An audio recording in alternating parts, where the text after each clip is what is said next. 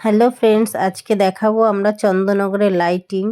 দেখো, আমরা জীবনে প্রথমবার চন্দননগরে এসেছি, তো সত্যি লোকের মুখে শুনেছি যে চন্দননগরের লাইটিং দেখবার মতো।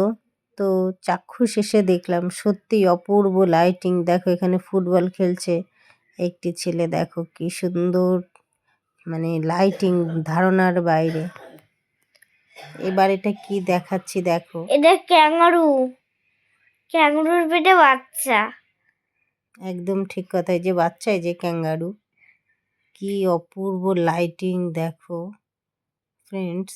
যারা দেখোনি এখনো পর্যন্ত আসনি চন্দননগরে, একবার জগদ্ধাত্রী ঠাকুর দেখতে আসবে, দেখবে ঠাকুরের সঙ্গে সঙ্গে লাইটিং কি অপূর্ব। দেখো, এখানে মায়ের কোলে বাচ্চাকে দোল দিচ্ছে, দেখো কি সুন্দর, কত মানে উঁচু উঁচু এক একটা লাইটিং, ধারণার বাইরে, অনেক উঁচু। এই ঠাকুর অনেক এরকম, এই যে লাইটিং এরকম, যে ঠাকুর এরকম মজা পাসনি মা? ঠাকুরের লাইটিং যে এরকম, তার প্যান্ডেল কত বড় হতে পারে, প্যান্ডেল কত বড় হতে পারে।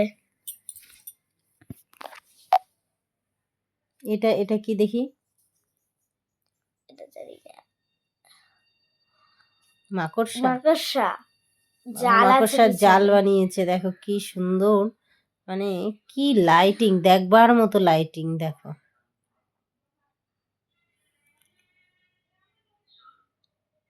দেখার মতো লাইটিং সত্যি, মানে না এলে বুঝতে পারতাম না। এই মানে কি আর বলবো, কিছু বলার নেই।